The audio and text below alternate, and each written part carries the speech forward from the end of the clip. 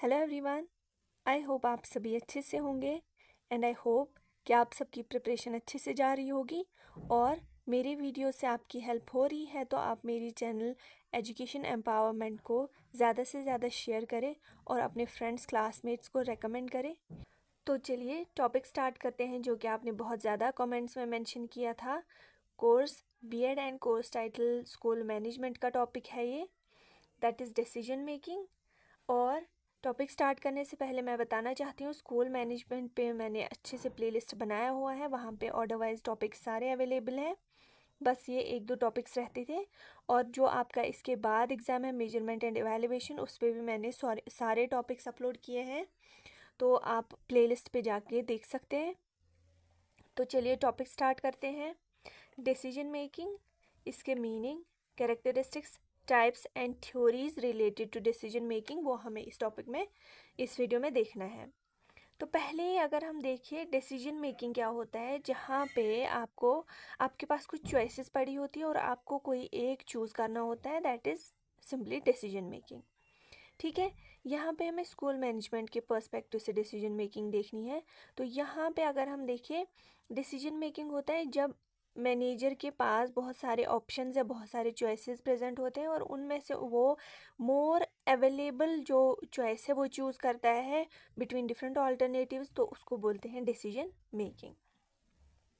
ये एक प्रोसेस है जहाँ पे चूज़ किया जाता है best alternate for reading objectives. अपने ऑब्जेक्टिव्स हासिल करने के लिए एक बेस्ट ऑप्शन चूज़ करना, उस प्रोसेस को बोलते हैं डिसीजन मेकिंग। उम्मीद है यहाँ तक आपको समझ आया। ठीक है, तो ये एक इम्पॉर्टेंट जॉब है स्कूल के मैनेजर का। मैनेजर कौन है? मोस्टली यहाँ पे स्कूल का प्रिंसिपल होता है जो सारी चीज़ें मैनेज करता है। तो उनके पास बहुत सारी सलाहें आती हैं, मतलब डिफरेंट वहाँ पे टीचर्स होते हैं जो, या डिसीजन मेकिंग में डिफरेंट लोग जो पार्टिसिपेट करते हैं, तो वो उनको बहुत सारी सलाहें देते हैं, मतलब ये प्रॉब्लम है तो इसके लिए हम ये चीज़ें कर सकते हैं। लेकिन फिर वो मैनेजर डिसाइड करता है कि मैं इनमें से कौन सा बेस्ट अवेलेबल ऑप्शन जो है वो चूज़ करूँ। किसने अच्छा कोई पॉइंट बोला तो वो चूज़ करता है वो, ताकि वो बेटर हो फॉर चूजिंग एजुकेशनल ऑब्जेक्टिव्स। ठीक है, every day he has to decide about doing और not doing a particular thing. हर दिन एक मैनेजर, एक स्कूल का प्रिंसिपल जो है, उसको हर दिन डिसीजंस लेने होते हैं किसी भी चीज़ के रिलेटेड। और ये सिर्फ प्रिंसिपल के रिलेटेड नहीं है, ये टीचर के रिलेटेड भी है। मतलब क्लास में कोई सिचुएशन क्रिएट हो रही है, बच्चे शोर कर रहे हैं, तो उस सिचुएशन में वो डिसीजन लेता है कि मुझे बच्चों के साथ कैसे डील करना है, कौन सा बेस्ट तरीका है जिससे ये बच्चे अच्छे से क्लास में पढ़े। तो ये होता है डिसीजन मेकिंग। डिसीजन मेकिंग एक सोल्यूशन होता है, किसी प्रॉब्लम का सोल्यूशन होता है। ठीक है, जो सोल्यूशन हमने बनाया होता है आफ्टर एग्जामिनिंग सेवरल ऑल्टरनेटिव्स, मतलब कि कोई प्रॉब्लम है, ठीक है, कोई प्रॉब्लम क्रिएट हुई, तो उस चीज़ के लिए हमें उस चीज़ को सॉल्व करने के लिए हमने बहुत सारे सॉल्यूशंस लिए होते हैं। और एक सॉल्यूशन हम तब चूज़ करते हैं जब देखा हमने उसको प्रॉपरली एग्जामिन किया कि हाँ ये सॉल्यूशन वर्क करेगा। तो जॉर्ज टेरी जो है, इन्होंने क्या बोला डिसीजन मेकिंग के रिलेटेड? ठीक है, decision making is the solution based on some criteria from two और मोर पॉसिबल ऑल्टरनेटिव्स। इसने भी ये बोला डिसीजन मेकिंग में हम किसी प्रॉब्लम का सोल्यूशन ढूंढते हैं, बहुत सारे जो सोल्यूशंस हैं उनमें एक सूटेबल सोल्यूशन हम चूज़ करते हैं। ठीक है, दो there are many alternatives available for a manager but he has to choose the best out of them. कि प्रॉब्लम जो है वो क्रिएट हुई, तो उस चीज़ के लिए बहुत सारे सोल्यूशन उसके पास अवेलेबल होते हैं, लेकिन उसको उसमें से बेस्ट सोल्यूशन चूज़ करना होता है। तो ये थी डेफिनेशन इनकी। अब हम देखते हैं कैरेक्टरिस्टिक्स, मतलब खसूसियत क्या है डिसीजन मेकिंग की। First is decision making is a matter of compromise. इसका मतलब क्या है? डिसीजन मेकिंग जो है इसमें कॉम्प्रोमाइज़ करना पड़ता है, इसमें बैलेंस सोल्यूशन लेना पड़ता है। फॉर एग्ज़ाम्पल, कहीं पे जो प्रिंसिपल है उसने एनुअल स्कूल इवेंट जो है डेट फिक्स की। ठीक है, उसने एनुअल स्कूल इवेंट की डेट फिक्स की, तो इसमें कुछ टीचर्स, मतलब एक प्रिंसिपल है, उसने डिफरेंट टीचर्स को मीटिंग के दौरान बुलाया, तो उसने बोला हमें स्कूल इवेंट रखना है। ठीक है, तो स्कूल इवेंट पे उसको डिसीजन लेना है कि कब हम करेंगे। इसमें कुछ टीचर्स प्रेफर करते हैं वीकेंड्स पे, मतलब वीकडेज पे। उन्होंने बोला हमें स्कूल इवेंट वीकडेज पे करना हो चाहिए क्योंकि वो उसी दिन पे अवेलेबल होते हैं। लेकिन किसी ने बोला कि हमें वीकेंड्स पे जो है स्कूल इवेंट्स रखना है। तो अब यहाँ पे प्रिंसिपल को कोई एक ही सोल्यूशन लेना है, कोई एक ही चीज़ का मतलब चूज़ करना है ताकि वो डिसीजन जो है फाइनल करे। तो यहाँ पे या तो वो ये वाला चूज़ करेगा या तो ये। जब उन्होंने ये वाला चूज़ किया कि हाँ हम एनुअल फंक्शन वीकेंड पे जो है करेंगे, तो यहाँ पे ये इनका जो बात है वो कॉम्प्रोमाइज़ हुई। तो डिसीजन मेकिंग के दौरान कॉम्प्रोमाइज़ भी करना पड़ता है, ठीक है। एक मतलब उन्होंने बहुत सारे लोगों के जो है सलाहें ली, लेकिन उसमें उन्होंने एक चीज़ चूज़ की, तो इसमें इनका सुना गया लेकिन इनको अब कॉम्प्रोमाइज़ करना पड़ेगा, ठीक है। रिलेशनल डिसीजंस का मतलब क्या है? डिसीजंस इंटरकनेक्टेड होती है और ये इम्पैक्ट करते हैं दूसरे एरियाज़ को भी। एक डिसीजन लिया, उसने दूसरे एरियाज़ को भी जो है इन्फ्लुएंस किया। फॉर एग्जांपल, स्कूल डिसाइड करता है कि हमें नई स्पोर्ट्स एक्टिविटीज़ इंट्रोड्यूस करनी है, ठीक है। स्पोर्ट्स एक्टिविटीज़ हमें इंट्रोड्यूस करनी है, ये डिसाइड हुआ, ठीक है। ये अब डिसाइड हुआ, लेकिन इससे दूसरी चीज़ें भी इन्फ्लुएंस हुई। मतलब अब हमें न्यू कोच भी हायर करना पड़ेगा, अब हमें उस चीज़ के लिए इक्विपमेंट, जो खेलने कूदने के लिए चीज़ें लगेंगी वो भी हमें खरीदनी है, और टाइम टेबल को भी एडजस्ट करना है हमें। हमने एक डिसाइड किया था कि स्पोर्ट्स एक्टिविटी हमें इंट्रोड्यूस करनी है, लेकिन इससे हमने बहुत और भी बाकी चीज़ें जो है वो इंक्लूड की, तो इससे बाकी चीज़ें भी, उस पर भी असर पड़ा। Third is not a product of single brain. कोई भी डिसीजन जब लिया जाता है स्कूल में, वो एक इंसान का काम नहीं होता है, एक दिमाग का काम नहीं होता है। यहाँ पे बहुत सारे लोग अपना कंट्रीब्यूशन देते हैं, मिलजुल के ग्रुप में डिसाइड किया जाता है और फिर जाके कोई काम किया जाता है, ठीक है। फॉर एग्जांपल, स्कूल में कोई नया करिकुलम बनाया गया, ठीक है। करिकुलम जब बनाया गया तो इसमें प्रिंसिपल जो है वो इन्वॉल्व करता है, टीचर्स को भी वो इन्वॉल्व करता है, पेरेंट्स को भी, और सीनियर स्टूडेंट्स को भी इन्वॉल्व करता है जब वो क्या बनाता है, करिकुलम। तो यहाँ पे एक ब्रेन का काम नहीं है, एक इंसान का काम नहीं है, बहुत सारों को इसमें इन्वॉल्व किया जाता है। Related to number of issues, decision making relate करती है विद नंबर ऑफ इश्यूज। इसमें मल्टीपल इश्यूज को एड्रेस किया जाता है, ठीक है। फॉर एग्जाम्पल, आप कोई डिसाइड करता है कि हमें क्लास का इंफ्रास्ट्रक्चर जो है वो इम्प्रूव करना है, ठीक है। जब हमने ये डिसाइड किया, ये होगी एक प्रॉब्लम कि हमें क्लास का इंफ्रास्ट्रक्चर इम्प्रूव करना है, मतलब चेयर्स वगैरह। तो इससे क्या है, जब हमने ये किया तो उसके बाद हमें ये भी देखना है कि बच्चों की बेटर सिटिंग अरेंजमेंट हो, या क्लास में इम्प्रूवमेंट हो, लाइटनिंग की, या स्टूडेंट का कंफर्ट भी हम इसमें ध्यान में रखते हैं। हम इसमें एक इशू ध्यान में नहीं रखते, हम इसमें बहुत सारे इश्यूज़ को एक साथ जो है सॉल्व करते हैं और डिसाइड करते हैं और डिसीजन लेते हैं। इरैशनैलिटी इन डिसीजन मेकिंग, सारे डिसीजंस परफेक्टली लॉजिकल नहीं होते, समटाइम्स इसमें इमोशंस भी जो है, जो डिसाइड करता है कोई चीज़ वो अपने इमोशंस भी इन्वॉल्व करता है, सोशल जो है सोशल इन्फ्लुएंस भी इसमें ये करता है इंक्लूड। मतलब कि कभी कभी एक जो डिसीजन मेकर होता है, मैनेजर होता है, वो रैशनली लॉजिकली डिसीजन नहीं लेता है, वो इरैशनली भी डिसीजन लेता है, मतलब वो बायसनेस भी करता है इसमें, मतलब अपने इमोशंस के बेसिस पे भी वो डिसीजन लेता है। जैसे एक प्रिंसिपल डिसाइड करता है, टीचर प्रिंसिपल को बच्चों ने बोला कि टीचर अच्छा नहीं पढ़ाता है, तो अब इसको डिसाइड करना है कि हम इसको टीचर को स्कूल से निकालें। तो यहाँ पे वो टीचर को नहीं निकालता है, उसके अंडर परफॉर्मेंस की वजह से टीचर को प्रिंसिपल नहीं निकालता है, क्योंकि वो स्कूल जो है, वो टीचर जो है वो स्कूल में बहुत सारे सालों से काम कर रहा है और उस टीचर के साथ प्रिंसिपल इमोशनली अटैच है, ठीक है। तो यहाँ पे एक डिसाइड हुआ ऑन द बेसिस ऑफ इरैशनैलिटी, मतलब कि टीचर ने अपने इमोशंस के बेसिस पे वो डिसीजन जो है इरैशनल रखा। डिसीजन मेकिंग जो है, ठीक है, ये जो डिसीजन मेकिंग है, ये इसमें वेरियस स्टेप्स जो है वो फॉलो किए जाते हैं। कौन से स्टेप्स इसमें फॉलो किए जाते हैं? पहले एक प्रॉब्लम को आइडेंटिफाई किया जाता है, ठीक है। फिर गैदर की जाती है इंफॉर्मेशन, उसके बाद जो भी हमने डिफरेंट इंफॉर्मेशन गैदर की उसका ऑल्टरनेटिव इवेलुएट किए जाते हैं, ठीक है। फिर चूज़ किया जाता है बेस्ट जो उसमें सोल्यूशन है, ठीक है, और उसके बाद उसको इम्प्लीमेंट भी किया जाता है, ठीक है। उसके बाद मॉनिटर भी किया जाता है। ये इसमें प्रॉपर स्टेप्स है। पहले क्या हुआ, प्रॉब्लम को सॉल्व किया कि स्कूल में क्लास में बच्चों को बैठने में प्रॉब्लम हो रही है, ठीक है। फिर हमने इन्फॉर्मेशन गैदर की, बहुत सारे बच्चों को पूछा कि क्या आपको बच्चे सिटिंग में प्रॉब्लम हो रही है। फिर हमने एक मीटिंग रखाई कि बच्चों को प्रॉब्लम हो रही है तो हमें डिफरेंट सोल्यूशंस इसके लिए लेने हैं, ठीक है। अब उसके बाद हमें क्या करना है, जो है चूज़ करना है बेस्ट मतलब इसमें हमने बहुत सारे सॉल्यूशंस लिए, बहुत सारे टीचर्स से उनकी राय ली, फिर हमने जो उन्होंने सॉल्यूशंस दिए उसमें से एक चूज़ किया बेस्ट सॉल्यूशन, ठीक है।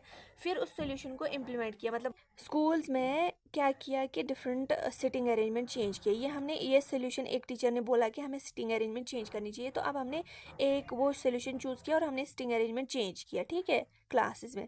फिर हमने देखा जो हमने ये सीटिंग अरेंजमेंट चेंज की, ये सीटें वीटें मतलब कुर्सियाँ चेंज की, क्या उनको बैठने में अच्छे से अब अच्छे से बैठ पा रहे हैं।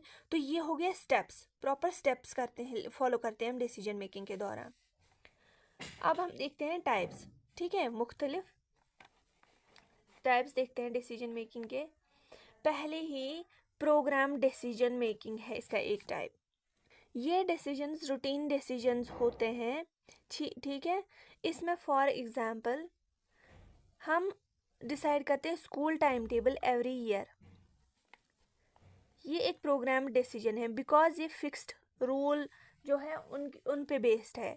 किन पे? फिक्स्ड रूल्स पे ये बेस्ड है। फॉर एग्जांपल सब्जेक्ट पीरियड्स या टीचर अवेलेबिलिटी, ये जो टाइम टेबल है ये हम हर साल सेट करते हैं, ये होता है प्रोग्राम्ड, ठीक है। तो इसमें हमें बार बार जो है स्टेप्स फॉलो नहीं करते, क्योंकि हमें पता ही होता है, हमें रिपीट नहीं करना होता है, ठीक है। फिर आता है नॉन प्रोग्राम्ड डिसीजन। ये प्रोग्राम डिसीजंस यूनिक होते हैं और ये वन टाइम डिसीजंस होते हैं जो अनयूजुअल या अनएक्सपेक्टेड सिचुएशंस पे बनाए जाते हैं। इसमें क्रिएटिविटी की ज़रूरत होती है और इसमें जजमेंट की ज़रूरत होती है। फॉर एग्जांपल स्कूल ने सडन नेचुरल डिज़ास्टर फेस किया, जैसे फ्लड, ठीक है। तो इस टाइम पे मैनेजर को डिसाइड करना है कि हमें क्लोज़ करना है स्कूल टेम्परेरीली या हमें शिफ्ट करनी है ऑनलाइन क्लासेस। तो ये हो गया एक नॉन प्रोग्राम डिसीजन, ठीक है।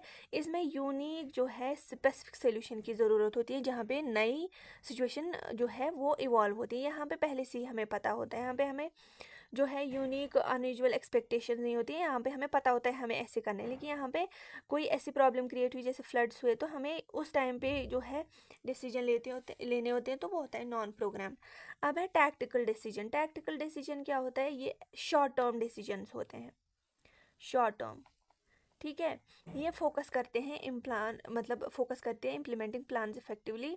इसमें इमीडिएट गोल्स को अचीव करना होता है। फॉर एग्जांपल अगर स्कूल चाहता है कि अटेंडेंस इंक्रीज़ हो, तो प्रिंसिपल डिसाइड करता है कि हमें वीकली रिवॉर्ड्स जो है वो देने हैं, मतलब कि बच्चों को हमें बताना है जो हफ्ते की अटेंडेंस फुल रखेगा तो उसको हम कोई प्राइज़ देंगे। तो ये हमने क्या किया, एक टेम्परेरी बेस्ड, एक शॉर्ट टर्म बेसिस पे हमें करना है। हम हमेशा उनको रिवॉर्ड नहीं दे सकते क्योंकि हमें फाइनेंसेस भी देखने हैं, पैसे है कि अवेलेबल कि नहीं। तो ये हम हमेशा नहीं कर सकते, ये कुछ शॉर्ट टाइम के लिए हमें रखना है ताकि बच्चे ज़्यादा से ज़्यादा स्कूल आए। तो यह है शॉर्ट टर्म और टैक्टिक्स, हमें इसमें टैक्टिकल डिसीजंस लेने होते हैं।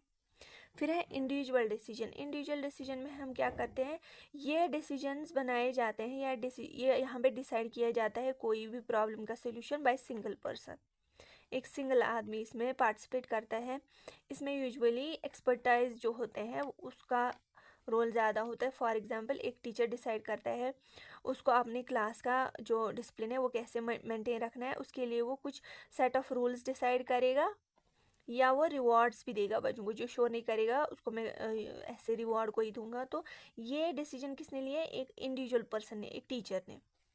ग्रुप डिसीजन में डिफरेंट पीपल्स कलेक्टिवली डिसाइड करते हैं, ठीक है, किसी कॉम्प्लेक्स इशू को सॉल्व करने के लिए जो बहुत ज़्यादा क्रिटिकल है या इम्पॉर्टेंट है।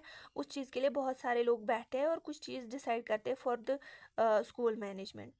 इसमें कोई कमेटी बैठती है, ठीक है, जो डिसाइड करते हैं हमें न्यू सब्जेक्ट्स इंट्रोड्यूस करने चाहिए, ठीक है। एक एग्जांपल है करिकुलम में। तो यहाँ पे डिस्कस होता है प्रॉपरली, वोटिंग होती है, ठीक है। जो चाहते हैं हाँ करनी चाहिए तो वो वोट करते, यस करते, जो नहीं चाहते वो नो करते। तो उसके बेसिस पे जितने ज़्यादा वोट करते हैं उसके बेसिस पे हम नया सब्जेक्ट करिकुलम में इंक्लूड करेंगे। अब है थ्योरीज।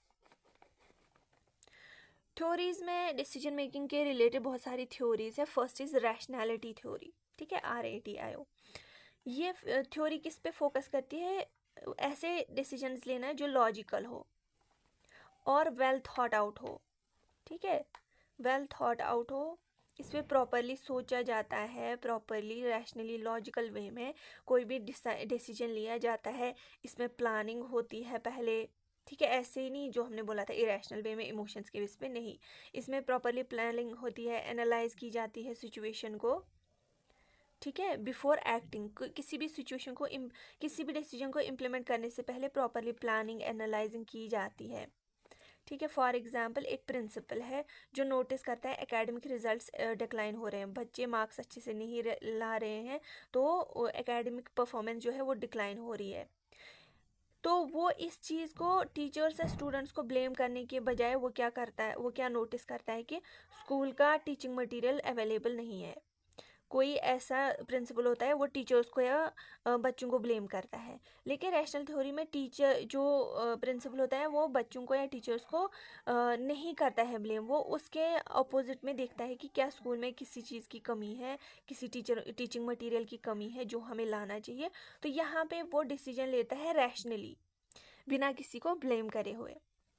सेल्फ रेगुलेशन थ्योरी, ये थ्योरी में क्या है कि ये थ्योरी जो है managing one's own actions emotions and thoughts to achieve goals, यहाँ पे जो डिसीजन लेता है, डिसीजन मेकर होता है, वो अपने इमोशंस और थॉट्स को मैनेज करता है ताकि कोई भी गोल अचीव हो। फॉर एग्जांपल एक टीचर देखता है कि उसकी अपनी परफॉर्मेंस में अगर वो चेंज लाएगा तो मे बी बच्चे ज़्यादा सीखे, मे बी बच्चे ज़्यादा लर्न करें, तो यहाँ पे टीचर अपने आप पे रेगुलेशंस लाता है, या उसको लगता है क्लास में बच्चे ज़्यादा इनडिसिप्लिन क्रिएट करते हैं, तो उसको लगता है वो उसकी लीनियंसी की वजह से है, वो बच्चों को ज़्यादा छूट दे रहा है तो इसलिए बच्चे ये सब कर रहे हैं, तो वो अब डिसाइड करता है कि उसको अपने आप में चेंज लानी है, ज़्यादा थोड़ा स्ट्रिक्ट होना है, तो यहाँ पे वो क्या कर रहा है, खुद को रेगुलेट कर रहा है और उसके बेसिस पे वो डिसाइड कर रहा है, डिसीजन ले रहा है, ठीक है। उसने क्या अब डिसीजन लिया कि वो अब स्ट्रिक्ट थोड़ा रहेगा और टीचर जो बच्चे हैं वो फिर अच्छे से पढ़ाई पे ध्यान देंगे, ना कि शोर करेंगे।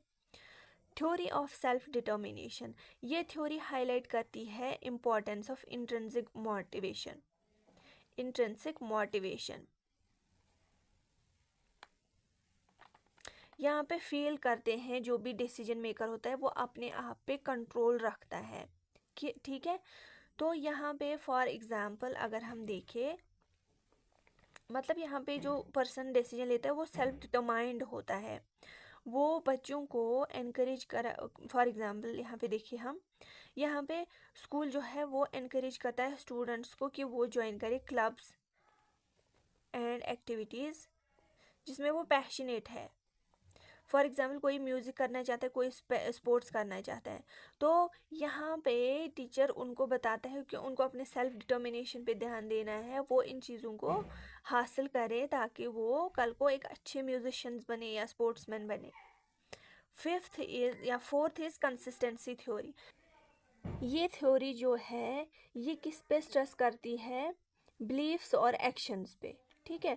फॉर एग्जांपल स्कूल में ये रूल सेट किया जाता है कि सभी टीचर्स जो है वो टाइम पे स्कूल अराइव होने चाहिए, तो ये जो है ये डिसीजन सबको फॉलो करना है, सबको टाइम पे आना है, टीचर्स हो या स्टाफ हो। इससे क्या होगा, एक पॉजिटिव मैसेज जो है वो सेंड होगी टुवर्ड्स बच्चे। लेकिन जब टीचर्स टाइम पे नहीं हो आएंगे तो इससे क्या होगा, एक नेगेटिव मैसेज सेंड होगी बच्चों तक, वो बोलेंगे जब टीचर्स लेट आते हैं तो हमें क्या है, तो इससे डिसिप्लिन मेंटेन नहीं रहेगा।